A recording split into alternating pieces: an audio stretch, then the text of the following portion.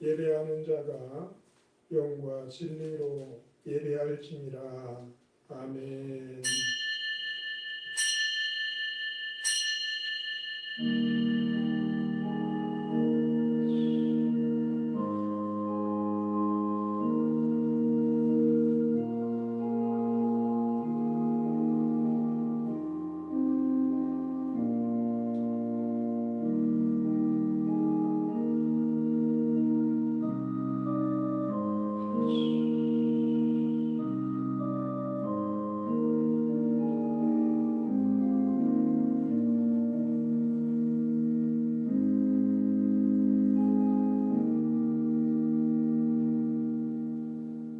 세세의 무궁토록 살아계시고 지으신 천주 만물을 다스리시며 특별히 택하여 품이 안으신 자녀 삼으신 성도들을 사랑으로 돌보시며 인도하시며 영광 받아주시는 여호와 하나님 감사를 드립니다. 한 주간 동안도 저희들을 지켜주시고 순간순간 걸음걸음 인도해 주셔서 거룩한 성일을 맞아 주님 전에 올라 찬송과 기도로 예배에 임할 수 있는 은혜의 주인공들 되게 하시었습니다. 예배를 드리면서 우리의 구원자이시고 응답이시고 모든 소망의 주이신 공급자 되신 살아계신 아버지 하나님을 나의 아바로 경험하는 감격이 있게 하시고 기쁨 가운데 주님을 영화롭게 하는 예배가 드려지도록 은혜로 인도하여 주시옵소서. 시작되었사오니 하나님께서 주관하시고 계획하신 선하고 아름다운 뜻 다 이루어지는 복된 예배 시간 되게 하여 주시옵소서.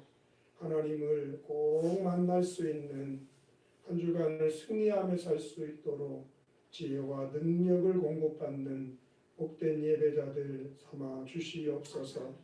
감사를 드리며 우리 구주 다시 오실 예수 그리스도의 이름으로 기원하옵나이다. 아멘. 일어나셔서 저도 올리고 있습니다.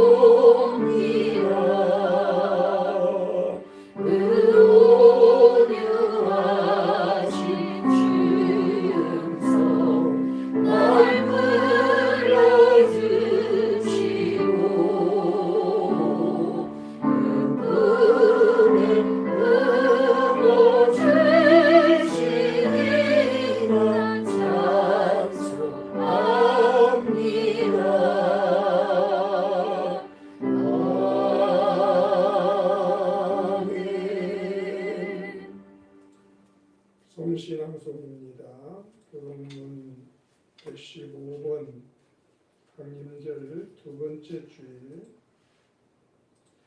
이새의 줄기에서 한 싹이 나며 그 뿌리에서 한 가지가 나서 결실할 것이요 그의 위에 여호와의 영, 곧 지혜와 총명의 영이요 무력과 재능의 영이요 지식과 여호와를 경외하는 영이 강림하시리니 그가 여호와를 경외함으로 즐거움을 삼을 것이며 그의 눈에 보이는 대로 심판하지 아니하며 그의 귀에 들리는 대로 판단하지 아니하며 공의로 가난한 자를 심판하며 정직으로 세상에 겸손한 자를 판단할 것이며 그의 입에 막대기로 세상을 치며 그의 입술의 기운으로 악인을 죽일 것이며 공의로 그의 허리띠를 삼으며 성실로 그의 몸에 띠를 삼으리라. 그때에 이리가 어린 양과 함께 살며 표범이 어린 염소와 함께 누우며 송아지와 어린 사자와 살찐 짐승이 함께 있어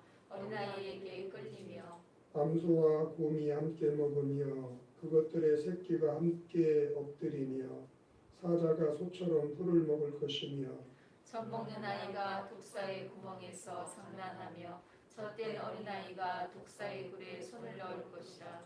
내 거룩한 산 모든 곳에서 해됨도 없고 상함도 없을 것이니 이는 물이 바다를 덮음같이 여호와를 아는 지식이 세상에 충만할 것입니다. 그날에 이새의 뿌리에서 한 싹이 나서 만민의 기치로 설 것이요 열방이 그에게로 돌아오리니 그가 거한 것이 영화로우리라. 아멘. 신앙 고백입니다. 전능하사 천지를 만드신 하나님 아버지를 내가 믿사오며 그 외아들 우리 주 예수 그리스도를 믿사오니 이는 성령으로 잉태하사 동정녀 마리아에게 나시고 본디오 빌라도에게 고난을 받으사 십자가에 못 박혀 죽으시고 장사한 지 4일 만에 죽은 자 가운데서 다시 살아나시며 하늘에 오르사 전능하신 하나님 우편에 앉아 계시다가 저리로서 산 자와 죽은 자를 심판하러 오시리라. 성령을 믿사오며 거룩한 공예와 성도가 서로 교통하는 것과 죄를 사하여 주시는 것과 몸이 다시 사는 것과 영원히 사는 것을 믿사옵나이다. 아멘. 자리에 앉으셔서 104장 드리겠습니다.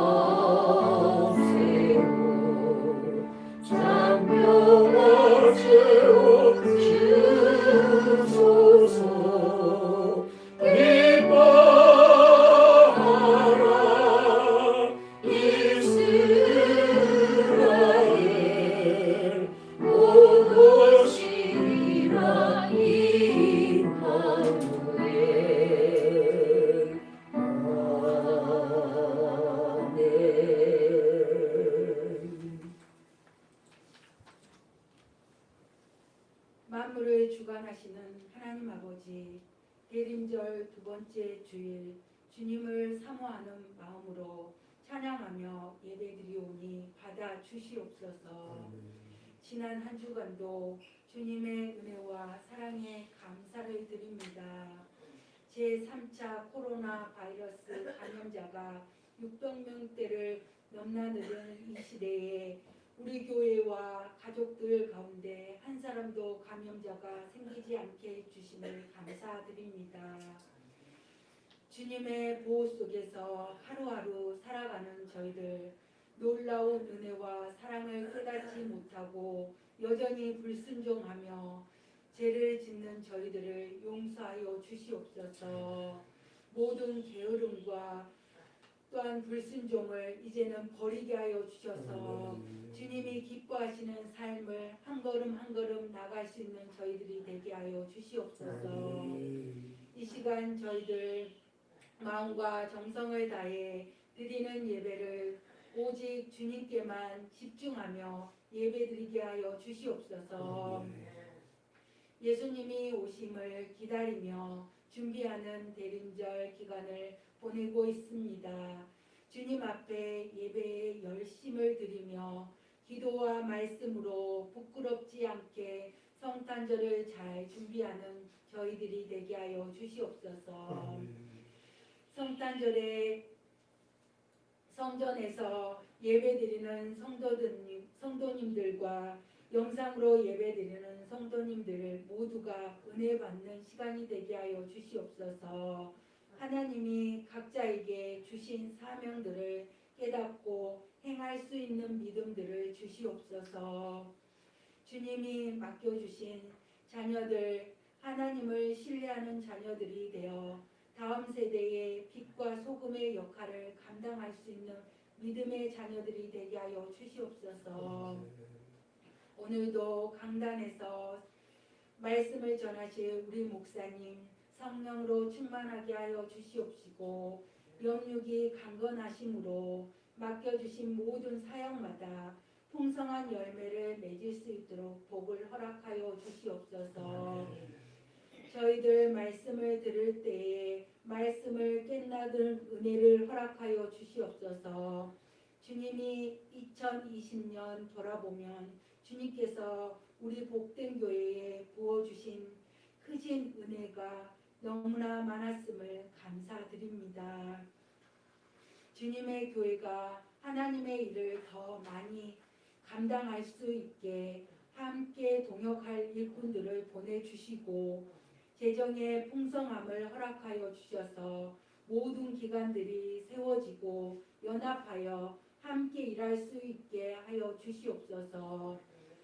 주 예수님보다 더 귀한 것은 없음을 고백하며 우리 주 예수님의 이름으로 기도드렸습니다.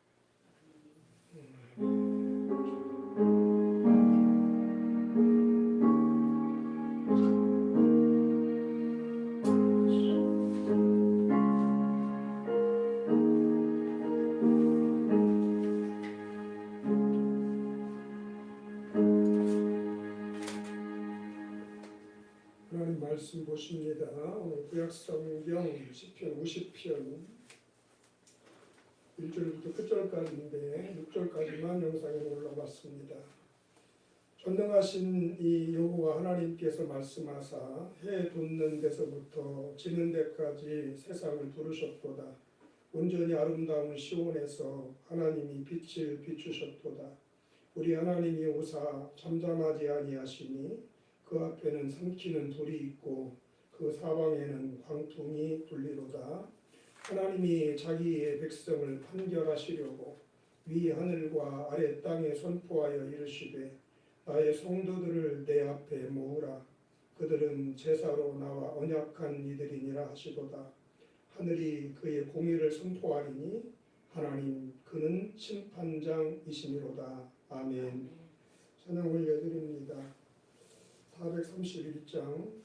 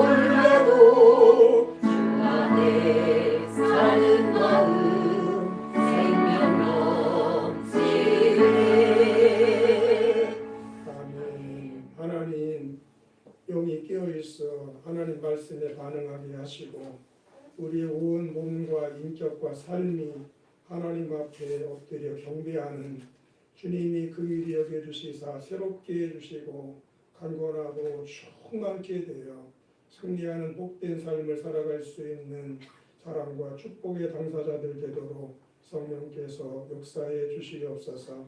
가정에서 예배하는 비대면 예배자들에게도 여호와 경외하는 신을 부어주셔서 하나님 보시기에 아름다운 예배드리며 성전을 향하여 나올 수 있는 믿음들로 도약하게 하여 주시옵소서. 어느 곳에서나 역사하시는 주님, 은혜 줄 자에게 은혜를, 긍휼히 여길 자에게 긍휼을 베푼다 하셨사오니 출애굽기 33장 그 말씀 오늘 우리에게 주신 말씀 되게 하시옵소서. 전국 방방곡곡 주님의 피로 사신 교회들에 드려지는 모든 예배를 흠양하시고 합당한 은혜와 복으로 영광 나타내 주시옵소서. 예수님의 거룩하신 이름으로 기도하옵나이다. 아멘.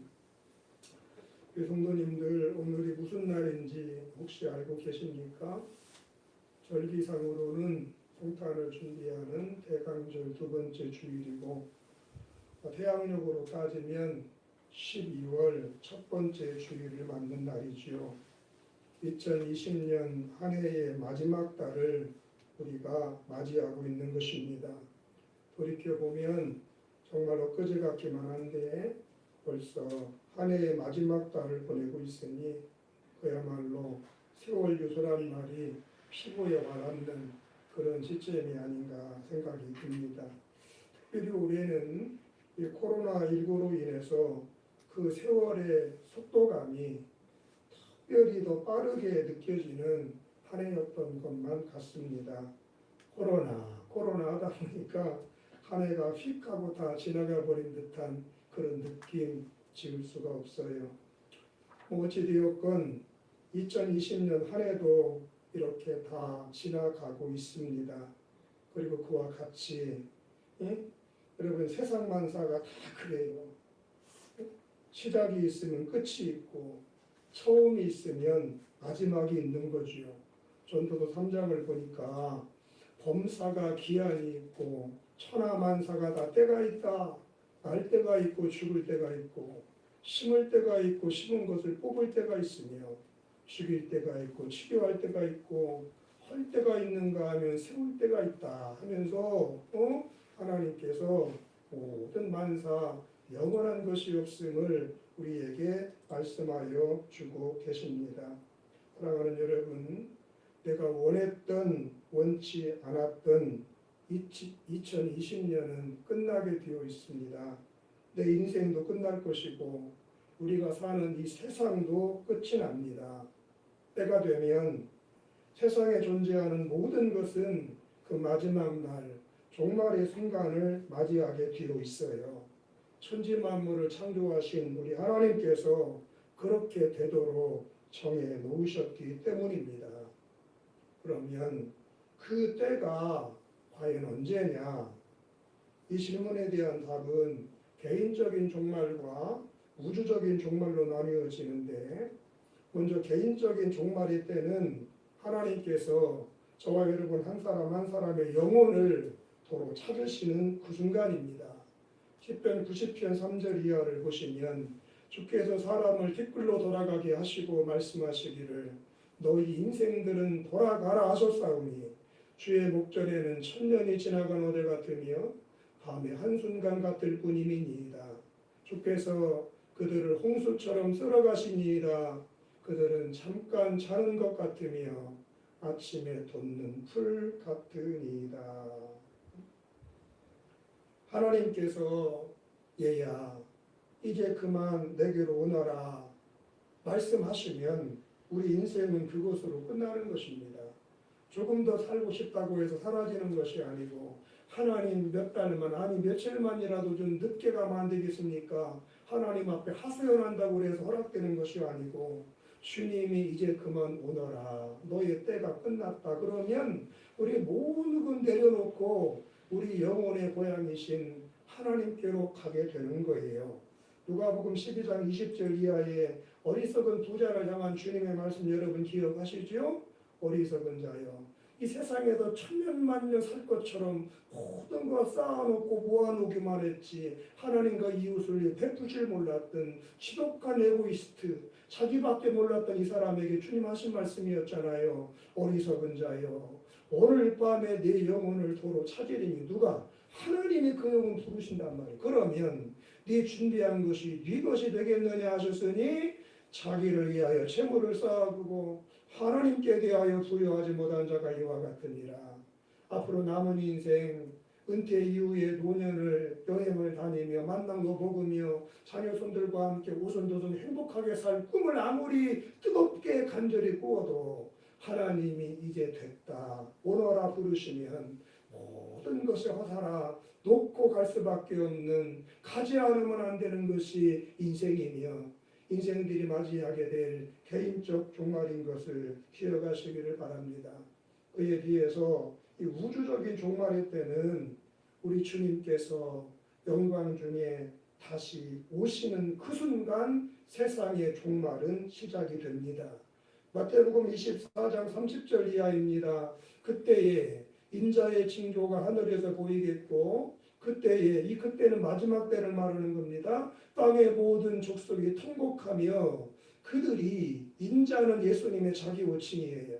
예수님이 구름을 타고 능력과 큰 영광으로 오는 것을 보리라. 저가 큰 나팔 소리와 함께 천사들을 보내리니 그들이 그의 택하신 자들을 하늘 이 끝에서 저 끝까지 사방에서 모으리라. 아멘.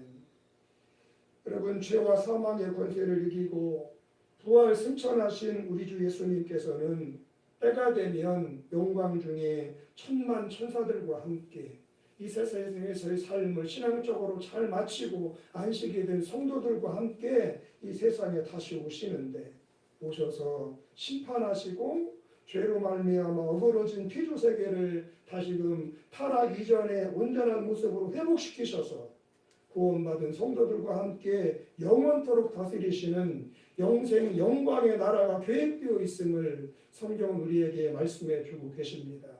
데살로니가전서 4장입니다. 주께서 호령과 천사장의 소리와 하나님의 나팔 소리로 칠이 하늘로부터 강림하시리니 그리스도 안에서 죽은 자들이 먼저 일어나고 그 후에 우리 살아남은 자들도 그들과 함께 구름 속으로 끌어올려 공중에서 주를 영접하게 하시리니 그리하여 우리가 항상 주와 함께 있으리라. 그러므로 이러한 말로 서로 위로하라. 아멘. 성도님들, 우리 주 예수님 반드시 다시 오십니다.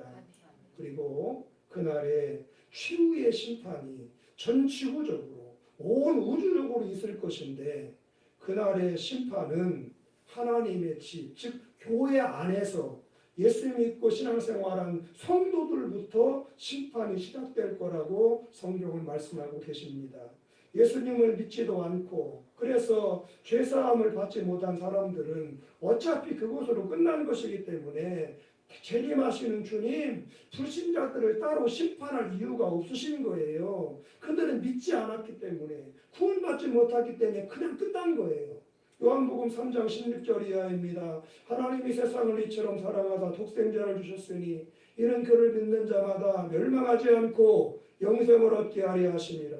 하나님이 그 아들을 세상에 보내신 것은 세상을 심판하려 하심이 아니요 그로 말미암아 세상이 구원을 받게 하려 하심이라. 그를 믿는 자는 심판을 받지 아니할 것이요. 왜? 예수님이 그가 믿는 성도들의 죄를 대신 사해 줬으니까. 그는 심판받지 않고 구원받아 천국에 들어가지만 왕이신 예수님 믿지 않는 사람들은 하나님의 독생자를 믿지 않았기 때문에 어떻게 돼요? 이미 심판을 받은 거예요. 예수님 다시 오시는 날 심판이 있어요. 교회 안에서 택한 자들부터 심판하세요. 왜? 안 믿는 사람들이 이미 심판 받은 거야. 그들은 지옥의 형벌이 정해져 있기 때문에 믿고 구원받은 사람들만 받을 상에 대한, 면류관에 대한 심판이 있을 것이라고 성경은 말씀하고 있는 거예요. 그러므로 여러분, 예수님을 믿었다고 해서 방심하셔는 안 되십니다. 예수님은 믿었지만 믿는 자답게 살지 못한 사람들은 그날 최후의 심판대 앞에서 주님께 외면당하게 될 것임을 성경이 경고하고 있기 때문에 그래요. 마태복음 7장 21절 이하를 같이 읽어요. 나더러 주여 주여 하는 자마다 다 천국에 들어갈 것이 아니요 다만 하늘에 계신 내 아버지의 뜻대로 행하는 자라야 들어가리라. 그날에 많은 사람이 나더러 이르되 주여 주여 우리가 주의 이름으로 선지자 노릇하며 주의 이름으로 귀신을 쫓아내며 주의 이름으로 많은 권능을 행하지 아니하였나이까 하리니 그때에 내가 저희에게 밝히 말하되 내가 너희를 도무지 알지 못하노니 불법을 행한 자들아 내게서 떠나가라. 주님을 떠난 곳 어디예요? 그 지옥이지요. 예수는 믿었지만 그래서 주여 주여 부르고 예배도 드리고 주일도 지키고 헌금도 했지만 불법을 행했어. 믿는 자답게 구원받은 하나님의 백성답게 처신하지 못하고 생각하지 못하고 말하지 못하고 행하지 못한 것 때문에 나는 너를 알지 못하겠노라. 그들을 주님은 외면하시며 심판 가운데 처하실 것이다 라고 성경을 말씀하고 계신 것입니다.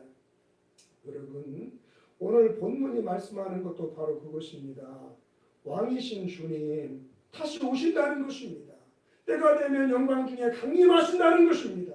오셔서 모든 사람들을 특별히 교회 안에 있는 성도들을 먼저 심판하신다는 것입니다. 본문 1절로 6절을 표준 세번역으로 읽겠습니다. 전능하신 분 주 하나님께서 말씀하시어 해가 돋는 데서부터 해 지는 데까지 온 세상을 불러 모으셨다. 더없이 아름다운 시온으로부터 하나님께서 눈부시게 나타나신다. 우리 하나님은 오실 때에 조용조용 오시지 않고 삼키는 불길을 앞세우시고 사방에서 무서운 돌풍을 일으키시며 오신다. 당신의 백성을 심판하시려고 위로 하늘을 보시고 아래로 땅을 보시고서 나를 믿는 성도들을 나에게로 불러 모아라. 희생제물로 나와 언약을 세운 사람들을 나에게로 불러 모아라 하고 이르셨다. 하나님이 그의 공의를 선포함은 하나님 그분만이 재판장이시기 때문이라. 아멘. 왕이신 주님께서 여러분 이 세상에 다시 오십니다. 우리 주님 재림하셔서 그 후에 있을 심판을 오늘 본문이 이야기하는 그런 대목입니다. 반드시 때가 되면 우리 주님 왕으로 재림하시는데 오셔서 천하 만민을 심판하실 거라고 하는 그런 말씀이세요. 그러면서 하나님은 그날 있을 최후의 심판의 기준이 무엇인지 왕으로 오신 예수님 한 사람 한 사람을 어떠한 기준을 가지고 여러분 죄를 지어도 법에 따라 형벌을 주는 것처럼 우리 주님 다시 오셔서 세상을 심판하실 때 그 심판의 기준이 무엇인지 오늘 성경이 그 대목을 우리에게 말씀하고 있는 그런 본문이에요. 두 가지의 기준을 오늘 본문이 보여줍니다. 첫 번째는 예배에 바로 서 있는가라고 하는 대목이에요. 하나님의 자녀로서 하나님께 드리는 예배에 승리하였는가? 그리스도인으로서 한평생 예배 생활에 얼마나 승리하였는가? 다시 오실 우리 예수님 그것을 보시고 성도들을 심판하시겠다라고 말씀을 하세요. 5절에 나오지요. 나의 성도들을 내 앞에 모으라. 그들은 제사로 나와 언약한 이들이니라 하시도다. 응? 여러분 성도란 누구를 말씀하는 겁니까? 성도가 어떤 사람들이죠? 나를 사랑하셔서 구원하시고 자녀 삼아주신 하나님께 제사, 즉 예배로 영광을 돌리며 사는 사람, 그들이 성도입니다. 그들은 성경은 그리스도인이라고 말씀을 합니다. 특별히 오늘 본문에 나의 성도들은 나와 제사로 언약을 맺은 사람들이다 라고 말씀을 하시는데 여기서 말씀하는 이 언약이라고 하는 말 하나님과 그 백성된 성도 사이에 맺어진 계약을 가리키는 것으로서 출애굽기 3장 12절을 보시면 애굽에서 종살이하고 있는 이스라엘 백성들을 하나님은 그의 종 모세를 보내어 해방시켜 주신 목적이 바로 이 제사에 있음을 알 수 있어요. 하나님이 이르시되 내가 반드시 너와 함께 있으리라. 네가 그 백성을 애굽에서 인도하여 낸 후에 너희가 이 산에서 하나님을 섬기리니 이것이 내가 너를 보낸 증거니라. 모세를 통한 이스라엘 백성들이 430년간 애굽의 종살이를 끝내고 자유인이 되어서 젖과 꿀이 흐르는 가나안 땅으로 출애굽을 합니다. 출애굽이 있은 다음에 이 산 모세야, 내가 너를 찾아와 너에게 사명을 주었던 이 산에 이르거든 그 백성들 이 산에 올라 나를 섬기도록 하여라. 그 말씀인데 여기 섬긴다는 이 단어가 히브리어로 아바드예요. 봉사한다, 섬긴다, 시중들다, 경배하다, 영어로 워십, 예배를 가리키는 단어입니다. 하나님이 이스라엘 백성들, 영적 이스라엘인 저와 여러분들 자녀 삼으신 목적이 어디에 있는 거예요? 하나님께 아바드하라는 거예요. 하나님께 예배하라. 예배로 하나님을 섬기라. 예배드리는 자가 되게 하려고 하나님은 저와 여러분들을 창조하셨고 자녀 삼으셨음을, 그래서 나의 성도들은 나와 제자로 언약한 자들입니다. 이렇게 말씀을 하는 겁니다.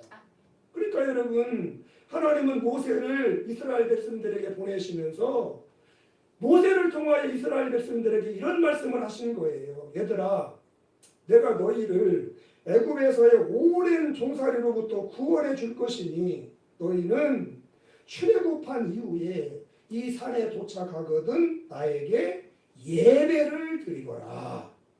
하나님이 그렇게 말씀을 하시자 430년 오랜 노역에 혹사당하던 이스라엘 백성들은 흔쾌히 아멘 그렇게 하겠습니다. 하나님께 대답을 드린 거예요.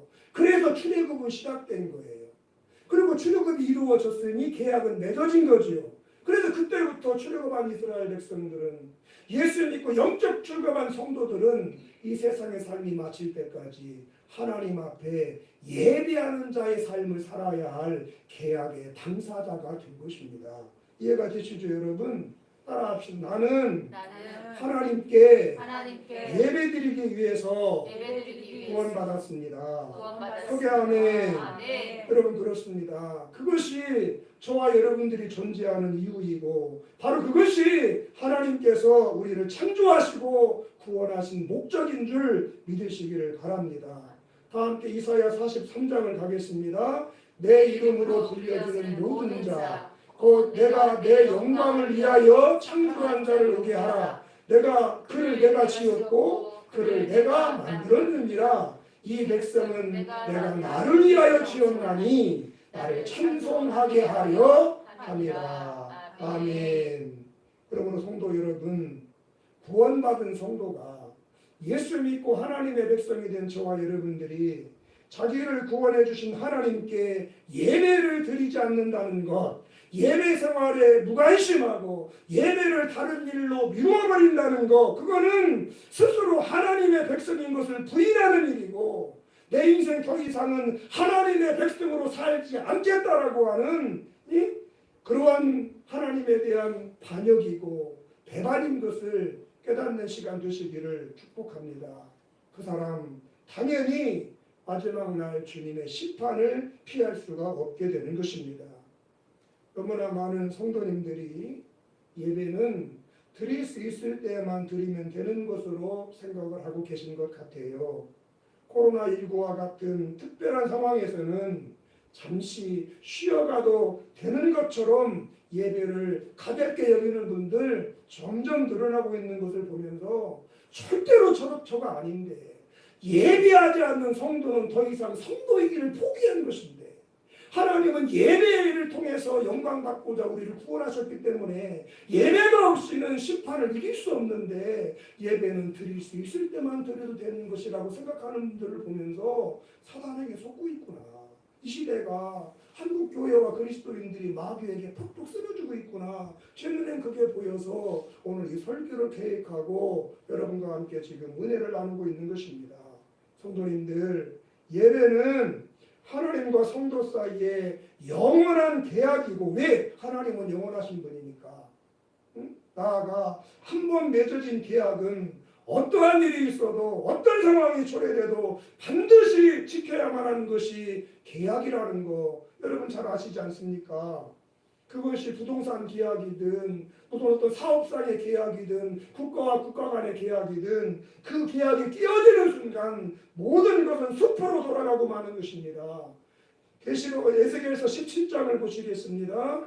그러므로 주 여호와의 말씀이니라 내가 나의 삶을 두고 맹세하노니 그가 내 맹세를 업신여기고 내 언약을 배반하였은즉 어떻게 돼요? 내가 그 죄를 그 머리에 돌리되 그 위에 내 그물을 치며 내 올무에 걸리게 하여 끌고 바벨론으로 가서 나를 반역한 그 반역을 거기에서 심판할지며 그 모든 군대에서 도망한 자들은 다 칼에 엎드러질 것이요 그 남은 자는 사방으로 흩어지니 나 여호와가 이것을 말한 줄을 너희가 알리라. 내가 너희를 출애굽해줄 터이니 노예 생활에서 해방시켜줘 자유인이 되게 하고 젖과 꿀이 흐르는 땅을 너희에게 기업으로 줄 터이니 그때부터 너희는 내게 예배하는 백성이 되어라. 그러겠습니다. 아멘 그랬어요. 그래서 하나님은 이스라엘을 출애굽시켜줬던 건데 가나안에 들어와서 살다 보니까 배부르고 등 따스워지네.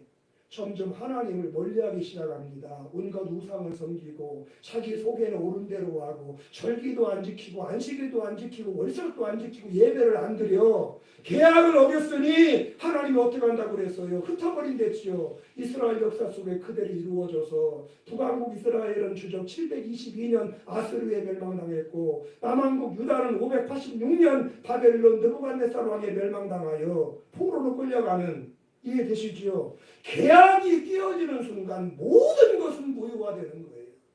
너희가 나를 예배하는 백성으로 살기만 하면 나는 너희 하나님이 되어줄 것이고 너희는 나의 백성이 되어서 행복한 삶을 살아가게 될 것이다. 하나님과 이스라엘 백성들과의 계약이었는데 그것이 상황의 변화가 왔다고 해서 형편이 이유가 생겼다고 해서 예배를 폐해버리니 하나님은 계약을 어긴 그 백성들 징계하셔서 나라를 빼앗기게 만드셨고 이해되셨지요?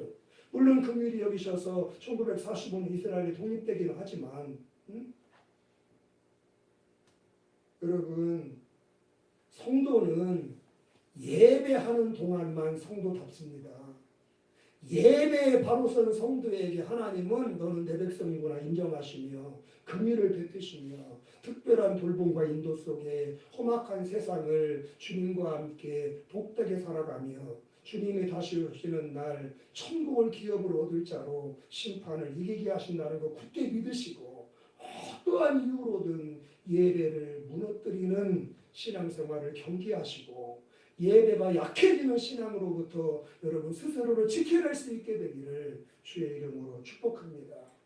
물론 상황이 정말 부득이하여 성전에 올라와 여러분들처럼 예배를 드릴 수 없는 경우도 한평생을 살다 보면 종종 생깁니다. 갑작스러운 사고나 질병으로 병원에 입원해서 중환자실에 있거나 수술해서 끙끙 앓거나 아니면 뭐 지방이든 외국이든 사업상의 이유로 출장을 떠나 있거나 특별한 경우가 발생할 수 있어요.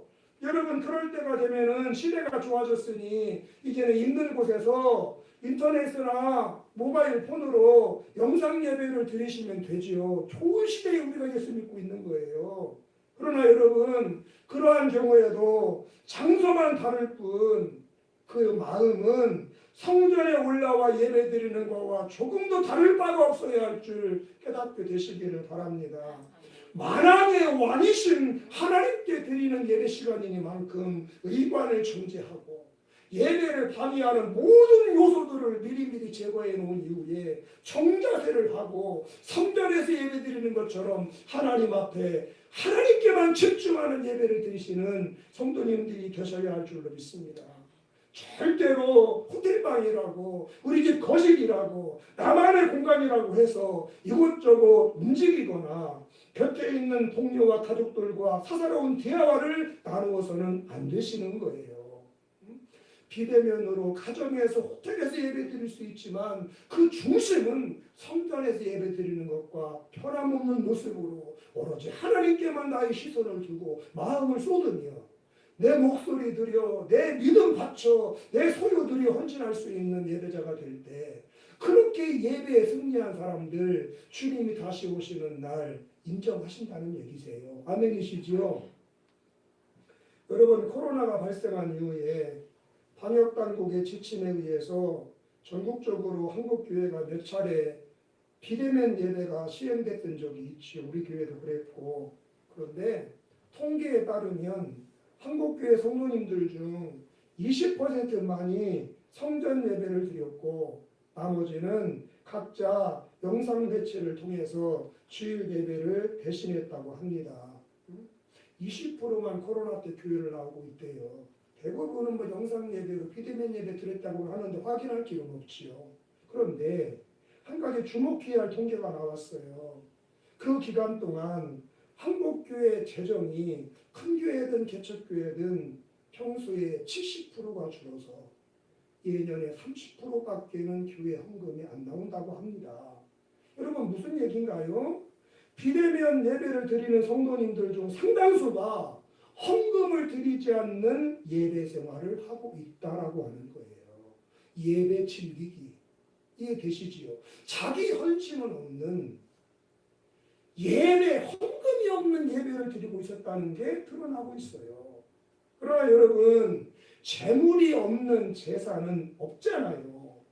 우상 숭배에도 제물은 드려지고 조상을 섬기는 제사상 위에도 제밥은 올라가고 심지어는 무당과 점쟁이들에게도 복채를 주면서 운수를 묻는 법이거늘 하물며 전능하신 하나님 독생자 예수님도 아끼지 않고 우리를 처녀 삼기 위해 되어주신 만왕의 왕 영광의 하나님께 드리는 예배에 어떻게 예물이 빠질 수가 있겠습니까?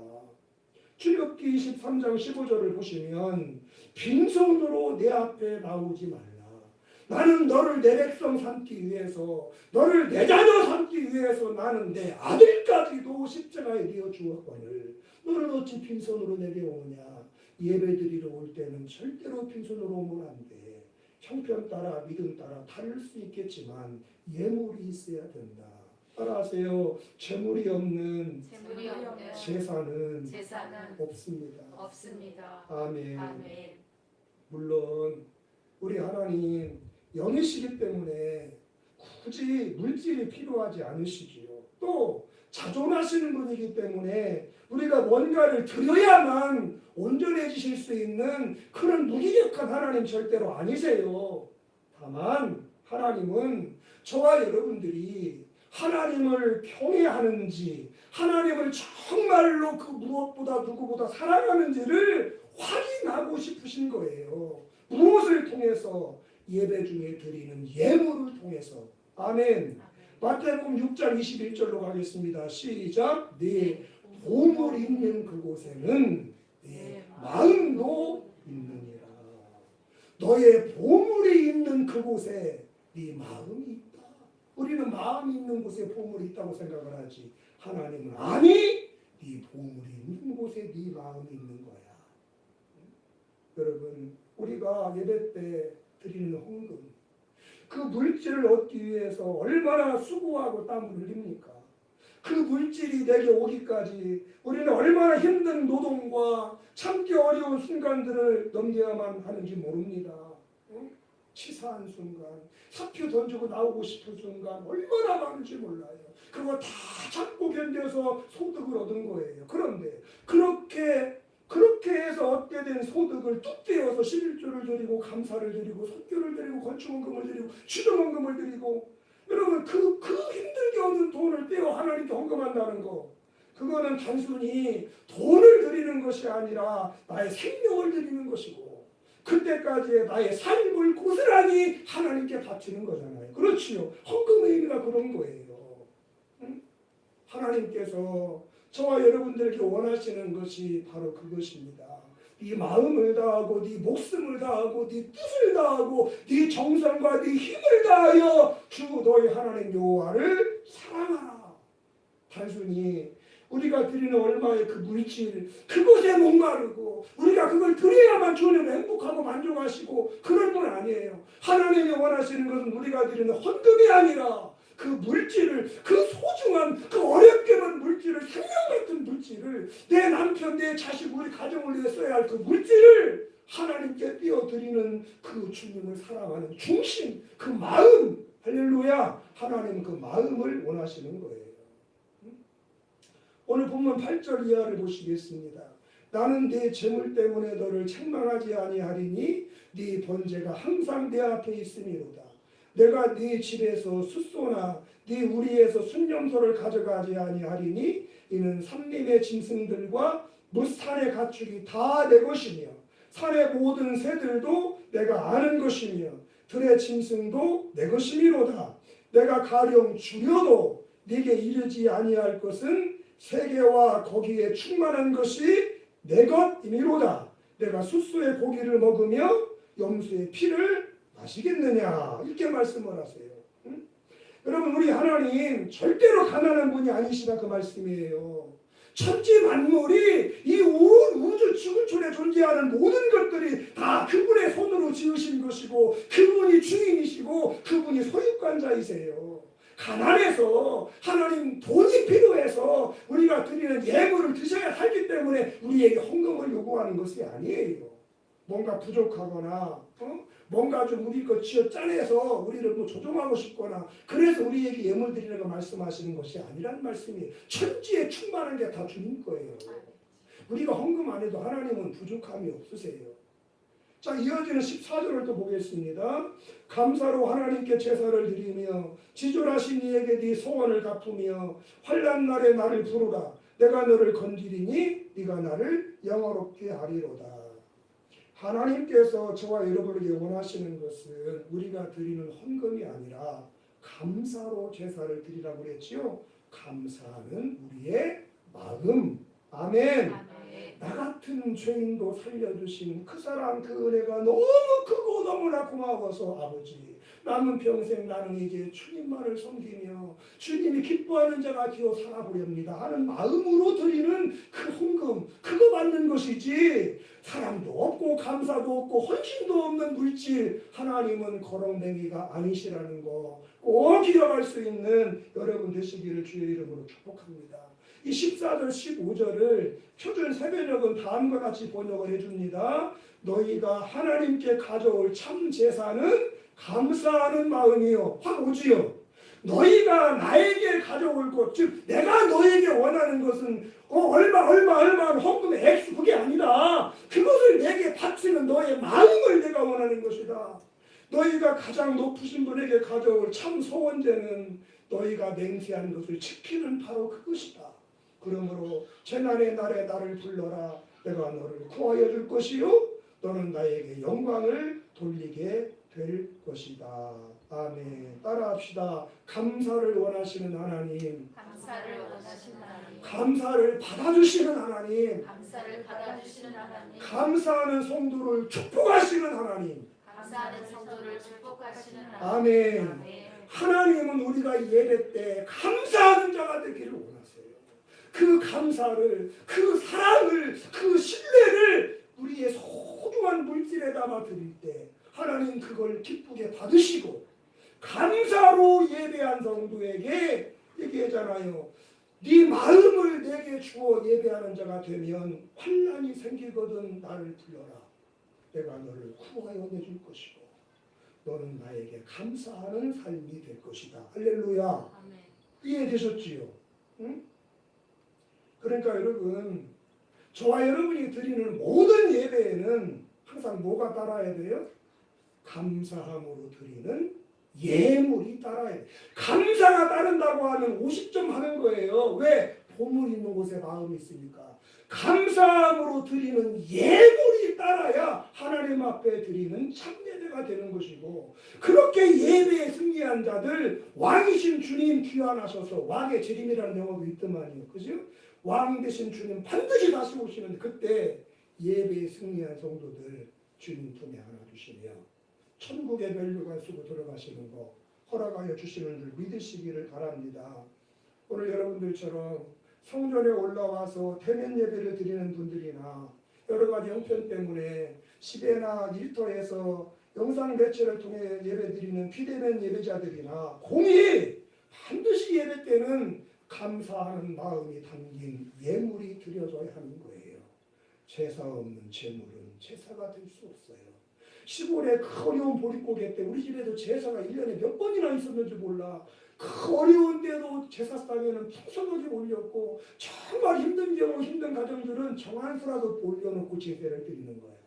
정한수 드려서 칭찬받은 과부가 성경에 나오지요. 남들은 10만원, 100만원, 1000만원 드릴 때 과부 남편도 없고 힘들게 살다 보니까 두랩돈 동전 2개 드렸지만 하나님은 그 예물 가장 그날 예배자 중에 많이 드린 자라고 칭찬하셨죠. 왜? 그의 마음이 담겼으니까. 생활비 전부를 드리는 중심을 보셨기 때문에. 이해되시지요?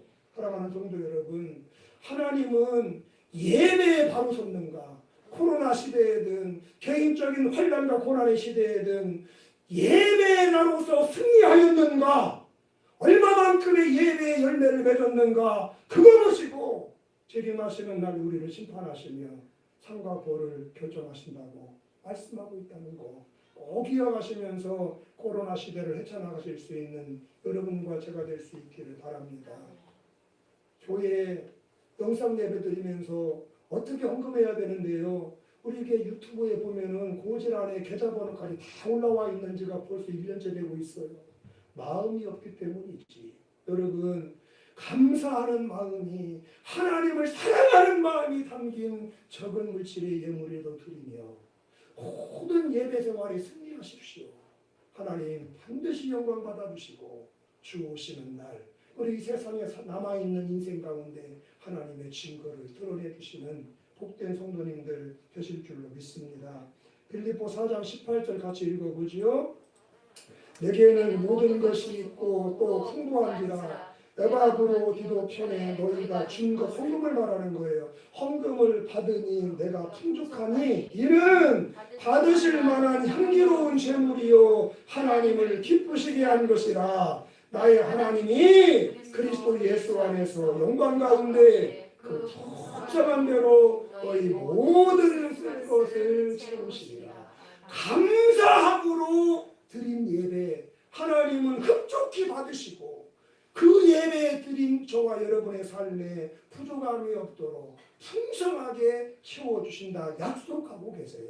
오늘 본문 23절에 똑같은 말이 나오고 있습니다. 감사로 제사를 드리는 자가. 제사는 감사로 드리는 거예요. 예배는 감사하는 마음을 담아 드리는 거예요. 그러면 하나님의 영광을 받으시고 그에게 뭘 보이세요? 하나님의 구원. 아까 살폈잖아요. 환난 날에 나를 부어라. 내가 너를 건지리니. 아멘. 하나님의 축복은 여러분의 몫이 될 것이며 여러분의 인생에는 새로운 찬송과 간증거리가 떠나지 않는 은혜로운 삶이 되실 줄로 믿습니다. 두 번째, 다시 오실 주님 말씀대로 순종하며 살았는가, 우리가 얼마만큼 말씀 생활했는가 그걸 보시고 우리를 심판하세요. 악인에게는 하나님이 이르시되 네가 어찌하여 내 율례를 전하며 내 언약을 네 입에 두느냐. 네가 교훈을 미워하고 내 말을 네 뒤로 던지며 도둑을 본즉 그와 연합하고 간음하는 자들과 동료가 되며 네 입을 악에게 내어주고 네 혀로 거짓을 꾸미며 앉아서 네 형제를 공박하며 네 어머니 아들들을 비방하는도다. 아멘. 성도님들, 우리 하나님께서 가장 미워하시고 가장 싫어하시고 가장 엄하게 심판하시는 죄가 뭔지 아십니까? 우상숭배입니다. 우상숭배. 피조물이 자기를 지으신 창조자 하나님보다 다른 피조물을 더 사랑하고 더 의지하는 것, 그게 바로 우상이지요. 그것이 얼마나 큰 죄인지는 10계명의 처음 1, 2, 3, 3계명이 다 그것과 관한 얘기입니다. 우상 숭배하는 자의 죄는 그 자손 3, 4대까지 하나님이 벌을 내리신다라고 엄하게 경고하고 있는 건 우상 숭배예요. 그런데 이토록 엄중한 우상 숭배와 관련해서 저와 여러분들이 한 가지를 꼭 기억하셔야 할 게 있어요. 그게 뭐냐면 단순히 하나님 이외에 다른 신을 섬기고 하나님보다 다른 누군가를 혹은 무엇인가를 더 사랑하고 의지하는 그것만이 우상이 아니라고 하는 것입니다. 따라하시면 좋겠어요. 말씀을 말씀을 거역하며 사는 것도 거역하며 사는 우상숭배입니다. 우상숭배입니다. 여러분, 다른 신에게 비나이다 하고 이사 가면서 날짜 정하고 방향 정하고 점치고 또 하나님보다 사람을, 자식을, 배우자를 더 사랑하고 부모를 더 의지하고 직장 상사를 더 어려워하고 이런 것만 우상이 아니라 하나님의 자녀로 살아가는데 말씀을 듣고도 행하지 않는 것, 그게 우상숭배예요. 하나님이 가장 미워하시고 가장 엄하게 벌하시는 우상숭배가 다른 것도 있지만 말씀대로 살지 않는 것, 불순종도 우상숭배야. 사무엘상 15장을 함께 보시겠습니다. 사무엘이 이르되 여호와께서 번제와 다른 제사를 그의 목소리를 청종하는 것을 좋아하심같이 좋아하시겠나이까. 순종이 제사보다 낫고 듣는 것이 순양의 기름보다 나. 여기까지만 보세요. 하나님이 가장 좋아하시는 게 뭐래요? 그분의 목소리, 청종, 들을 청자, 따를 종자. 하나님의 말씀을 듣고 순종하는 것. 그거보다 하나님이 기쁘신 것은 없대. 하나님의 자녀인 저와 여러분들이 하나님의 말씀을 들으면서 깨닫고 그대로 살아갈 때 하나님은 가장 행복하시고 가슴이 터질 듯 즐거워하시고, 이해되시지요? 그러다 보니까 반대로 자, 계속 읽어요. 이는 거역하는 것은 점치는 죄와 같고 완고한 것은 뭐와 같대요? 여기 나오잖아. 완고한 거, 하나님의 말씀을 듣고도 고집 부리는 거야. 고래식줄같이 자기 뜻대로만 사는 거예요. 불순종하는 거예요. 그것은 뭐와 같아? 우상에게 절하는 죄와 같아. 하나님의 말씀을 듣고 아멘 하며 순종하면 하나님 팔딱팔딱 뛰면서 정말 내 자녀같이 네가 살아가는구나, 행복하셔도 복을 주시는데, 말씀을 듣고도 깨닫고도 형편 핑계대면서 온갖 이유를 나열하면서 차일피일 미루고 못 들은 척, 깨닫지 못한 척, 나와는 안 맞는 말씀인 척, 그러면 그걸 뭐라고 그러냐면 점치는 죄와 같대. 말씀을 듣고 거역하는 것은 점쟁이한테 가서 비는 것이고, 말씀 앞에서도 순종하지 않고 고집 부리고 있는 거 우상 숭배하는 것이다. 어떤 게 벌이 있어요? 왕이 여호와의 말씀을 버렸으므로, 불순종했으므로 여호와께서도 왕을 버려 왕이 되지 못하게 하셨나이다. 사울이 겸손하여 하나님을 사랑할 때 그는 하나님의 말씀 앞에 마치 어린아이와 같았습니다. 하나님이 말씀하시면 즉시로 알았습니다. 하나님, 아멘, 하나님, 그러면 순종했어요. 그 모습을 얼마나 하나님이 기뻐하셨던지 그를 들어 이스라엘의 초대 임금을 삼아주셨어요. 할렐루야. 순종은 복이 오는 길이에요. 따라합시다. 겸손은 그러시고 순종은 통로다. 그러니까 성도들은 다 아는 얘기지요. 그래서 순종할 때는 왕이 되게 하셔서, 그런데 그랬던 그가 교만하여서 하나님보다 자기 자신을 더 살아가게 되었을 때 그는 하나님의 말씀 앞에 고집스러운 황소같이 자기 생각만을 주장하기에 이릅니다. 하나님이 시켜도 자기 생각대로만 행해요. 하나님이 말씀하셔도 자기의 판단이 맞아야만 해요. 취사 선택하면서 선택 과목을 수강 신청하듯 하나님의 말씀을 자기 입장, 자기 상황에 맞게서 순종하기도 안 하기도 그렇게 변질돼 버렸어. 그 결과 하나님은 그를 불러 이스라엘 왕 세운 것을 후회하시며 그 자리에서 그를 쫓아내시고 하나님 마음에 맞았던 다윗을 두 번째 임금으로 세워주셨다는 거 여러분도 잘 알고 계실 줄로 믿습니다. 사랑하는 성도 여러분, 불순종이 우상 숭배가 되는 이유가 바로 거기에 있습니다. 불순종은 그 동기가 자기 사랑, 자기 애이고 그 특징이 하나님보다 자기를 낮게 여기는 교만이기 때문에 그렇습니다. 하나님보다 자기를 더 사랑하고 하나님보다 자기를 더 훌륭하게 여기기 때문에 말씀을 듣고도 순종하지 않는 삶을 그는 살아가게 되는 것입니다. 오늘 본문 18절을 다시 한번 보겠습니다. 도둑을 본즉 그와 연합하고 간음하는 자들과 동료가 되며 내 입을 악에게 내어주고 네 혀로 거짓을 꾸미며 앉아서 네 형제를 공박하며 네 어머니의 아들들을 비방하는도다. 여러분, 왜 자꾸만 하나님이 금하신 죄를 반복하여 짓는 것이겠어요? 그것을 금하신 하나님보다 그것을 행함으로 얻게 될 나의 즐거움을 내가 더 사랑하기 때문이에요. 하나님은 도둑질하지 말라, 간음하지 말라, 이 입술로 절대로 저주하지도 말고 남을 흉보지도 말라. 부모 형제를 섬기며 살아가라 그랬는데 알면서도 그렇게 못 살아. 왜? 자기 생각대로 살아가는 것이 주는 즐거움을 내가 살아가는 거야. 자기의 사랑 때문에 불순종하는 거야. 다음 절 보겠습니다. 21절. 네가 이 일을 행하여도 내가 잠잠하였더니 네가 나를 너와 같은 줄로 생각하였도다. 그러나 내가 너를 책망하여 네 죄를 네 눈앞에 낱낱이 드러내리라 하시는도다. 여러분, 왜 반복해서 하나님의 명령을 거스르게 되는 것입니까? 그렇게 말씀하신 하나님보다 내 생각과 내 판단과 내 방법이 더 옳게 여겨지기 때문에 불순종하는 거예요. 교만 때문에 불순종하는 거예요. 불순종은 우상숭배의 죄이기 때문에 주님이 다시 오시는 날 최후의 심판에서 우리를 보호해 줄 수 없어요. 다 심판받아. 근데 왜 불순종이 우상숭배하고 같은 엄청난 죄냐?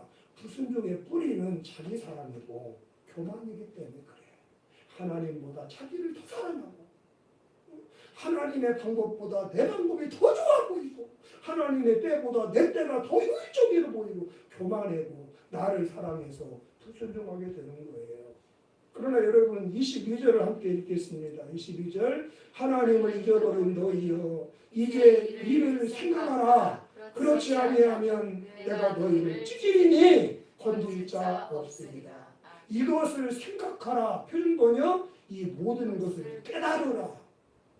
무슨 말이에요? 불순종은 어떤 이유와 합리화에도 불구하고 하나님의 진노를 피할 수 없다는 것 깨달으라는 겁니다. 왜? 불순종의 뿌리는 하나님을 사랑하지 않는 자기 사랑과 자기를 위대하게 여기는 교만에서 나오는 것이기 때문입니다. 신명기 7장 9절 이하를 보시면 그런즉 너는 알라 오직 네 하나님 여호와는 하나님이시요 신실하신 하나님이시라. 그를 사랑하고 그의 계명을 지키는 자에게는 어떻게 해요? 천대까지 그의 언약을 이행하며 이내 사랑을 베푸시되 그를 미워하는 자에게는 당장에 보응하여 하나님보다 자기를 더 사랑하면 불순종하잖아. 불순종 얘기를 하는 거예요. 불순종하는 사람에게는 당장에 보응하여 멸하시나니 여호와는 자기를 미워하는 자에게 지체하지 아니하시고 당장에 그에게 보응하시느니라. 우리 성도님들은 하나님 사랑하시지요? 하나님 사랑하시지요? 사랑하시는 줄로 믿어요. 그 사랑이 더욱더 깊어지고 하나님을 향한 그 사랑이 더욱더 넓어지고 하나님을 향한 여러분의 사랑이 더욱더 넓어지고 풍성해 주시기를 주님의 이름으로 축원합니다. 하나님을 사랑하면 사랑할수록 인생이 잘 돼요.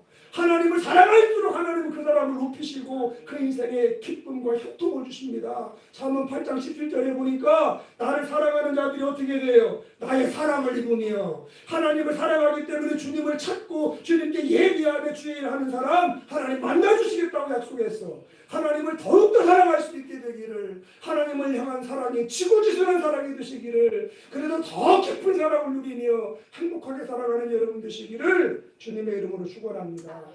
여러분 하나님을 사랑한다는 것은 단지 어떤 감정이나 느낌만을 의지하는 것은 아니지요. 물론 하나님을 믿게 되면은 주님이 정서적으로 좋아져요. 감정적으로 주님이 가깝게 다가오고 주님을 사랑하게 돼요. 그러나 하나님을 사랑한다는 것은 사랑도 마찬가지겠지만 사랑은 느낌이나 감정에 머물지 않습니다. 거기서 한 걸음 더 나아가서 내가 사랑하는 하나님 그분의 말씀을 묵상하며 실천하는 삶으로 나타나게 되어 있어요. 나를 사랑하셔서 자녀 삼아주시고 지금까지 동행하신 하나님 앞으로 천국을 주실 그 하나님 나도 사랑하기 때문에 그분이 내게 하신 말씀이라면 무엇이든지 이루어 드리려고 하는 거룩한 욕망이 우리의 삶에 나타나기 시작하는 거예요. 사랑은 느낌을 뛰어넘어 삶을 동반한다는 거 꼭 기억할 수 있는 여러분 되시기를 바랍니다. 그래서 요한복음 14장에 보시면 너희가 나를 사랑함으로 어떻게 한대요? 나의 계명을 지키게 된대. 나의 계명을 지키는 사람만이 나를 사랑하는 사람이래. 그러다 그 사람은 내 사랑도 받을 것이고 하나님께도 사랑받을 것이다. 23절 시작. 사람이 나를 사랑하면 내 말을 지키리니. 여러분 아까 하나님 사랑하신다고 그랬지요. 저는 여러분 더 사랑하기를 바란다고 그랬지요. 하나님 사랑하는 사람의 특징이 뭐냐? 사랑하기 때문에 그분의 말을 지키는 거예요. 제가 입이 부르트도록 여러분과 함께 나누는 말씀이 뭐예요? 이 세상에 내 인생에 가장 큰 영향력을 행사하는 사람은 대통령도 아니고 장관도 아니고 직장 상사도 아니야. 내가 사랑하는 그 사람의 말이 내게는 가장 힘이 있어. 사랑하는 사람의 말은 거역하고 싶을 수가 없어. 이해되지요? 하나님을 사랑한다는 것은 하나님 I love you 이게 아니에요. 물론 느낌도 감정도 사랑이지만 진짜 사랑은 행함이에요. 사랑하기 때문에 그분의 뜻을 이루어드리고 싶은 거예요. 나를 사랑하고 내가 사랑하는 주님의 말씀을 성취해드리고 싶은 거예요. 그 말이요. 사람이 나를 사랑하면 내 말을 지킬 것이다. 결과는 어떻게 나와요? 내 아버지께서 그를 사랑하실 것이고 내 아버지와 나 예수가 그에게 가서 거처를 그와 함께한다. 무슨 뜻이에요? 임마누엘 동행하여 주겠다. 여호와의 그의 목자가 되어 그의 인생을 푸른 초당 쉴만한 물가로 인도해 주겠다. 누구를? 하나님을 사랑하는 사람을. 누가? 하나님의 계명을 지키는 사람이. 아멘. 아멘. 점점 더 말씀대로 신앙생활하는 것이 어려운 시대인 것 같습니다. 우리를 둘러싼 문화도 교육도 정치도 정부도 반기독교적인 정서와 색채가 점점 더 진해져가는 것을 보면서 목회자로서 또 성도로서 걱정스럽고 안타까운 마음이 점점 더 눈덩이처럼 드러나고만 있어요. 하지만 여러분, 저와 여러분들은 그러한 시대임에도 불구하고 하나님은 여전히 살아계시고 이 세상을 다스리는 참된 왕이심을 굳게 믿으며 그분의 모든 말씀은 1.1획도 어그러짐이 없이 반드시 때가 되면 성취된다고 하는 반석 같은 믿음을 가지고 흔들림이 없이 말씀의 길을 뚜벅뚜벅 걸어내는 순종의 성도들이 되셔야 할 줄로 믿습니다. 출애굽기 19장 5절에서 주님이 친히 말씀을 하십니다. 세계가 다 내게 속하 당연하죠. 하나님이 지으셨으니까. 하나님이 다스리시는 정원이니까. 세계가 다 내게 속하였나니 너희 예수 믿고 내 자녀가 된 성도들아, 너희가 내 말을 잘 듣고 내 언약을 지키면 순종하면 어떻게 돼요? 너희는 모든 민족 중에서 내 소유가 되겠고 너희가 내게 대하여 제사가 되는 나라가 되며 거룩한 백성이 되리라.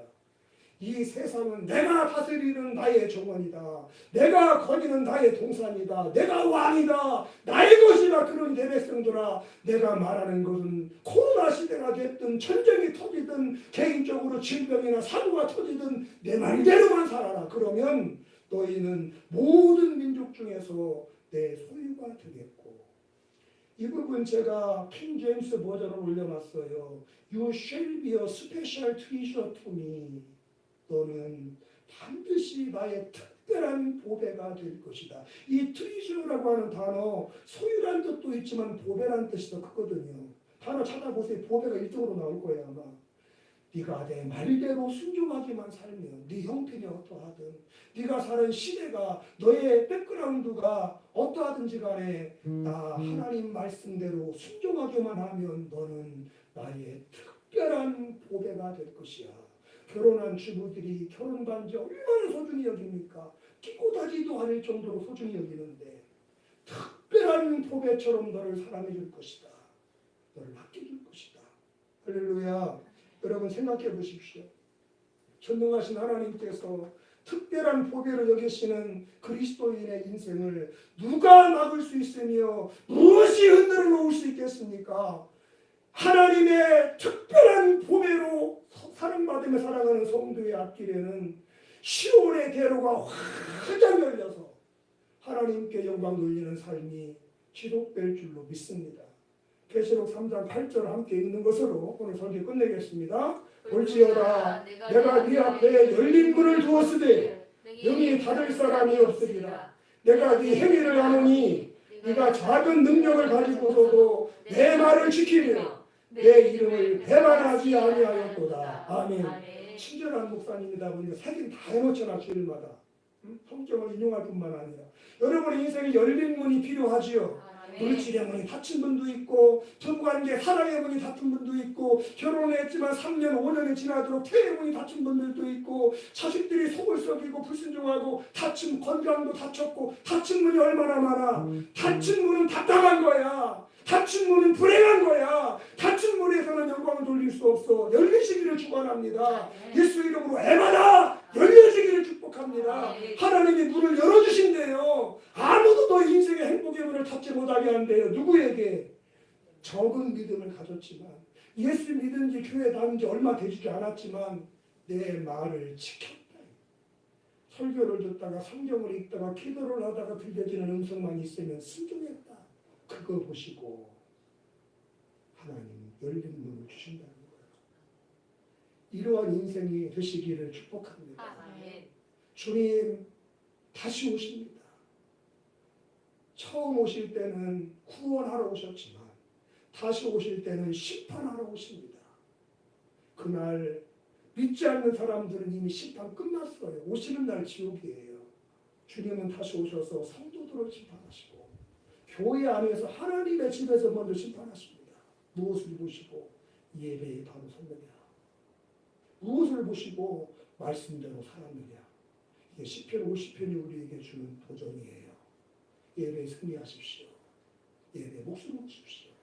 하나님 말씀을 순행함으로 내가 하나님을 사랑하는 자임을 보이셔서 하나님의 특별한 소유가 되시고 시온의 대로를 활짝 열어주시는 주님을 찬양하며 남은 인생 멋지게 살다가 그날 그 아침 재림하신 주님 품에 포안기는 단장된 신부들이 되시기를 주의 이름으로 축원합니다. 기도하겠습니다. 하나님 예배와 순종을 통하여 우리 영혼을 사랑하게 하시고 하나님을 영화롭게 하는 승리하는 그리스도인들 되게 하여 주시옵소서.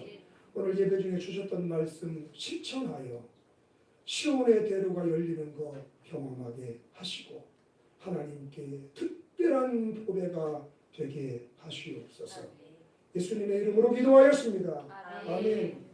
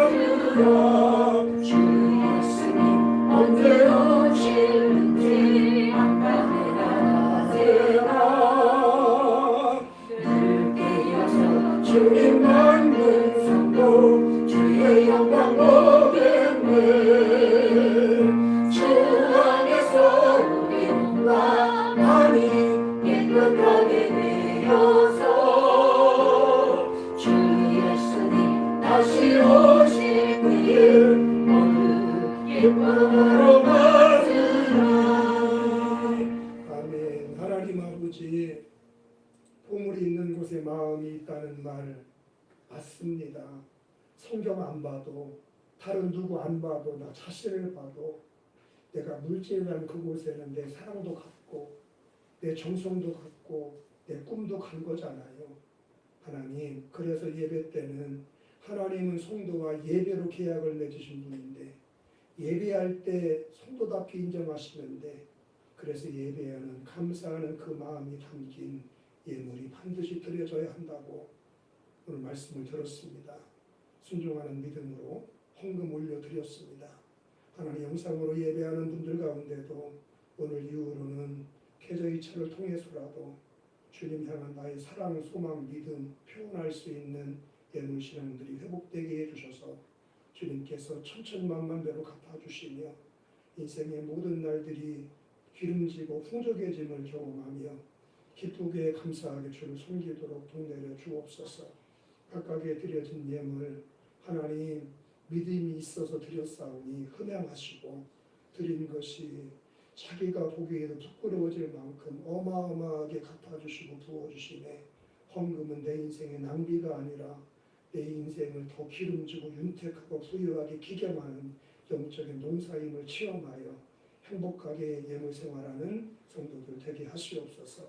코로나 때문에 전 세계가 우리 나라의 기업 가정들이 많이 어려운 거 아버지가 가장 잘 하시는 줄 믿사오니 이 모양 저 모양 일용할 양식들을 주시네. 살아가는 일에 어려움이 없게 하시고 하나님과 사람들을 부모 형제 동기간과 교우들을 행복하게 섬길 때에 망설이며 안타까워하는 일이 없도록 넉넉하게 하시옵소서. 쓰여지는 곳에 생명이 살아나고 교회가 성장하며 하나님의 나라가 이루어지는 아름다운 열매가 맺도록 주님이 축사하시사 오병이어 역사 있게 하시옵소서. 감사드리며 상으로 갚아주실 예수님의 이름으로 기도하였습니다. 아멘. 교회 소식입니다. 코로나 3차 유행이 많이 심각하죠.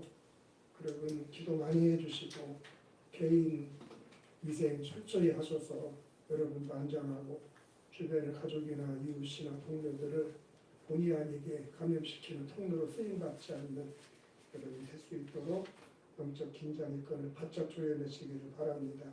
성탄을 준비하는 대강절 두 번째 주일입니다.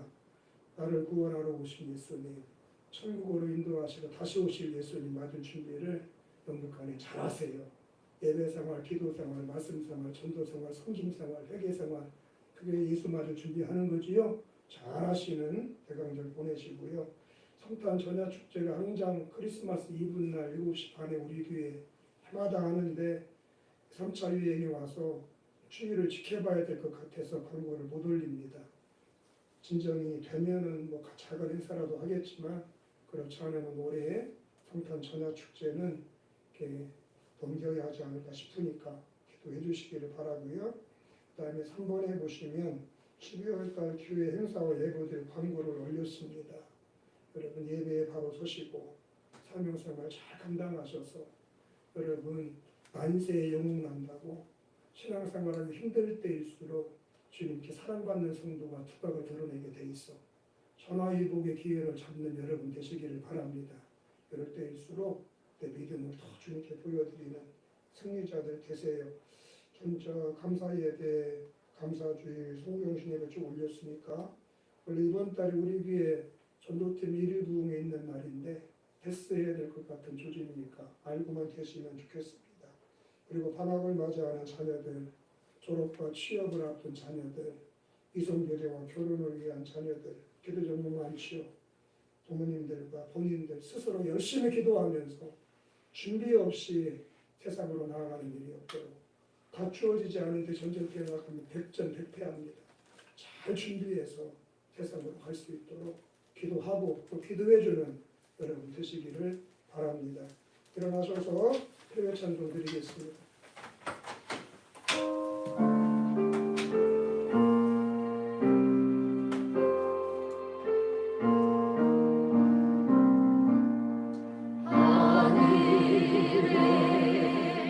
계신 아버지 이름 거룩하사 주님 나라